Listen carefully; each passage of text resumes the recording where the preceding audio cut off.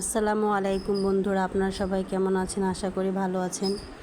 তো দিন যতই যাচ্ছে ততই যেন মনের ভিতর কেমন ভয়ের কাজ করতেছে।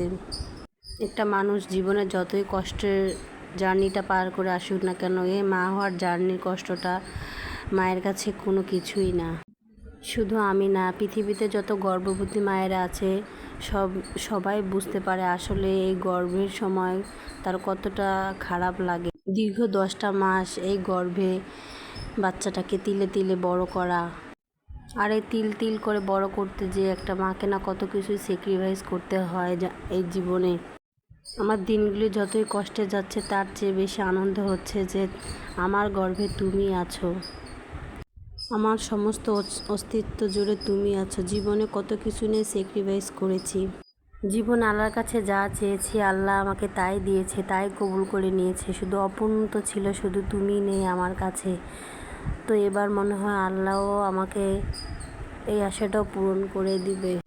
আলহামদুলিল্লাহ, আমি অনেক খুশি তোমাকে পেয়ে। আল্লাহ তোমাকে আমার কাছে দিয়েছে। যতই ডেলিভারি ডেট সামনে আসছে ততই কেন জানি না মনের ভিতরে একটা ভয়ের কাজ করছে, না জানি সামনে কি আছে।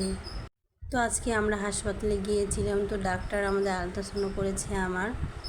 তো আমি আসলে ডাক্তারকে কিছু জিজ্ঞেস করিনি, কারণ কেননা আমাদের সন্তান মেয়ে হোক আর ছেলে হোক, যেটাই হোক না কেন, আল্লাহ যেন সুস্থ মতো দুনিয়াতে পাঠায় আমার কোলে। তো আপনাদের সাথে আমি এইটুকু ভিডিও শেয়ার করলাম। আর আসার সময় আমি কিছু মাছের ডিম আর কিছু গুঁড়া মাছ নিয়ে আসছি। তো সেটা পরিষ্কার করে ফ্রিজে রেখে দিচ্ছি, কারণ এগুলো পরিষ্কার করে না রেখে দিলে পরে আমার কষ্ট হয়ে যাবে।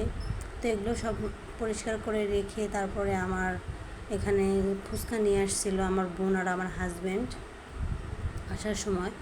তো এরা সবাই এখানে বানিয়ে খাচ্ছিল। তো আমাকে বলছিল খেতে, কিন্তু আমার কেন জানি না শুধু মনের ভিতর ভয়ই করতেছিল যে না জানি কী হবে। তো সবাই আমার জন্য দোয়া করবেন যেন সব কিছু ভালো ভালোই হয়ে যায়। এই দুনিয়াতে যেন কোনো মায়েরাই অপমানিত না থাকে।